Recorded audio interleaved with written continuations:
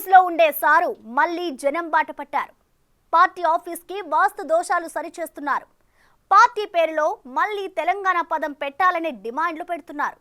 ఇలా అంతా గులాబీ పార్టీలో రివర్స్ కథ నడుస్తోంది. ఎందుకు ఇదంతా జరుగుతోంది? కాంగ్రెస్ కు షాక్ ఇద్దామనుకుంటే రివర్స్ లోనే షాకుల మీద షాకులు తగులుతున్నాయా? Watch this story.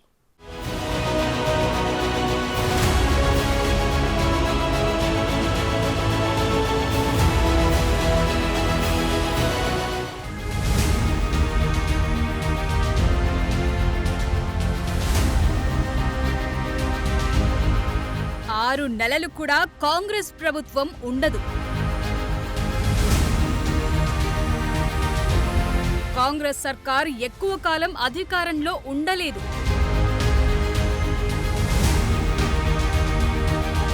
పార్లమెంట్ ఎన్నికల తరువాత తెలంగాణలో సర్కార్ మారిపోవటం ఖాయం.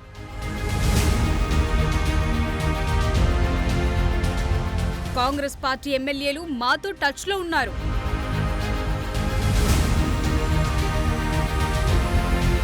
అతి కొద్ది కాలంలోనే మళ్లీ అధికారాన్ని చేజిక్కించుకుంటాం.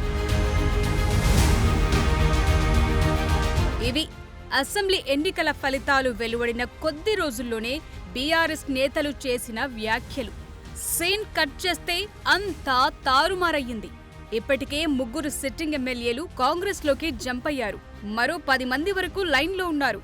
అంతేకాదు ఏకంగా 25 మంది ఎమ్మెల్యేలు మాతో టచ్లో ఉన్నారని మంత్రి ఉత్తమ్ కుమార్ రెడ్డి మరో బాంబ్ పేల్చారు.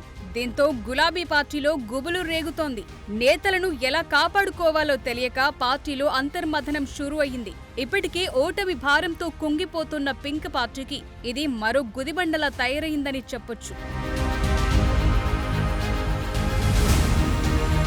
మరోవైపు మునిగిపోతున్న పడవలా తయారైన గులాబీ పార్టీని కాపాడుకునేందుకు ఆ పార్టీ అధినేత కేసీఆర్ నష్ట నివారణ చర్యలు చేపట్టారు. ఎప్పుడూ ఫామ్ హౌస్లోనో లేక ఇంట్లోనో ఉండే గులాబీ బాస్ ప్రజాబాట పట్టారు. కార్యకర్తలు నేతల్లో పొలిటికల్ నర్వస్ ను తగ్గించేందుకు దిద్దుబాటు చర్యలు చేపట్టారు. పొలం బాట పేరుతో ప్రజల్లోకి వెళ్లేందుకు ప్రయత్నించారు. ఇప్పటికే నల్గొండ జిల్లా, కరీంనగర్ జిల్లాల్లో పొలం బాట పేరుతో క్షేత్ర స్థాయిలోకి వెళ్లి ఎండిపోయిన పొలాలను పరిశీలించారు. పనిలో పనిగా అక్కడ నాయకులు, కార్యకర్తల్లో రోజురోజుకు పెరుగుతోన్న ఓటమి నైరాశ్యాన్ని తగ్గించే ప్రయత్నం చేస్తున్నారు. వీలైనంత వరకు కాంగ్రెస్ సర్కారుపై దాడి చేసేందుకు ప్రయత్నించారు. పైగా ఎమ్మెల్యేల మార్పుపైన కేసీఆర్ తనదైన శైలిలో మేకపోతు గాంభీర్యం ప్రదర్శించారు. ప్రధాన ప్రతిపక్ష 39 ఎమ్మెల్యేలను గెలిపించి మేమేం రౌట్ కాలే ఈ రాష్ట్రంలో. మీరు ఒక్కనో ఇద్దరినో కుక్కలో నక్కలను గుంజుకొని ఓహో ఆహా అని సంఖ్యలు గుద్దుకోవచ్చు. అది చాలా చీలర చీప్ టాక్టిక్స్. అది it's a cheap political stunt which is అన్కేర్డ్.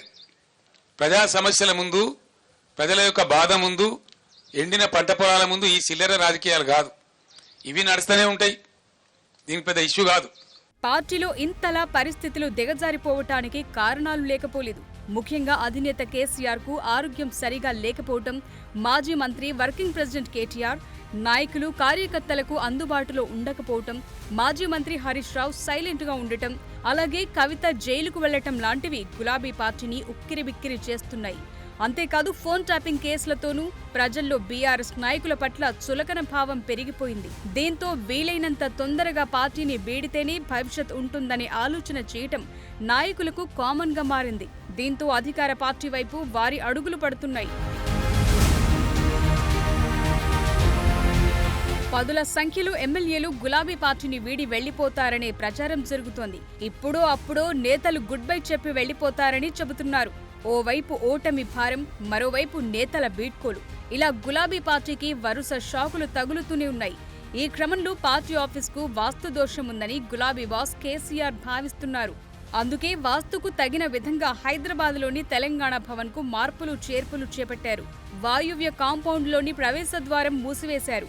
దీన్ని ఈశాన్యం వైపున సిద్ధంగా ఉన్న మరొక గేట్ నుంచి ఎంట్రీ అండ్ ఎగ్జిట్ ఉండేలా ప్లాన్ చేశారు. ఈ మేరకు పనులు కూడా జరుగుతున్నాయి. మరోవైపు బీఆర్ఎస్ పేరు కూడా ఆ పార్టీకి కలిసి రాలేదని కార్యకర్తలు, నాయకులు అభిప్రాయపడుతున్న పరిస్థితి ఉంది. ఇప్పటికే ఓటమికి సంబంధించి నిర్వహించిన సమీక్షా సమావేశంలో క్షేత్రస్థాయి కార్యకర్తలు, ద్వితీయ శ్రేణి నాయకుల నుంచి ఇదే అభిప్రాయం వ్యక్తమైంది. తాజాగా మాజీ మంత్రి ఎర్రబెల్లి దయాకర్ రావు సైతం ఇదే విధంగా అభిప్రాయపడ్డారు. పార్టీ పేరును బీఆర్ఎస్ నుంచి మళ్లీ టీఆర్ఎస్ గా మార్చే అవకాశం ఉందని చెప్పుకొచ్చారు. మళ్ళా ఎన్నికలు వస్తే ఇక్కడి నుంచి పోరాటం చేసేందుకే సిద్ధంగా ఉంటారు. మీరు ఏం పెద్ద ఆధారపడదు, ఇటుపోతాడు కూడా ప్రచారం చేస్తారు. మళ్ళా టీఆర్ఎస్ పార్టీ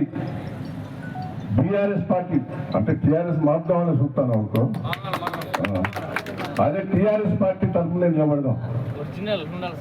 బీఆర్ఎస్ పేరు ఉండటం వల్ల తెలంగాణ సెంటిమెంట్ దూరం అయిపోయిందన్న భావన ఆ పార్టీ నేతల్లో వ్యక్తమవుతోంది. ఫలితంగా ఎన్నికల్లో లబ్ధి పొందలేకపోతున్నామనే అభిప్రాయం నెలకొంది. ఈ క్రమంలో మరోసారి తెలంగాణ సెంటిమెంట్ రగిలించే విధంగా పార్టీ పేరుతో తెలంగాణ పదం ఉండేలా మార్చాలనే విజ్ఞప్తి ఎక్కువవుతోంది. కానీ ఎట్టి పరిస్థితుల్లోనూ పార్టీ పేరులో ఎలాంటి మార్పు ఉండదని వర్కింగ్ ప్రెసిడెంట్ కేటీఆర్ గతంలోనే తేల్చి చెప్పారు. మొత్తానికి కాంగ్రెస్ పార్టీకి షాక్ ఇద్దామనుకుంటే బీఆర్ఎస్ పార్టీకే షాకుల మీద షాకులు తగులుతున్నాయి. దీంతో ఏం చెయ్యాలో తెలియని దిక్కుతోచని స్థితిలో పడింది గులాబీ పార్టీ. మున్ముందు ఇంకెన్ని ఊహించని పరిణామాలు జరుగుతాయో వేచి చూడాలి.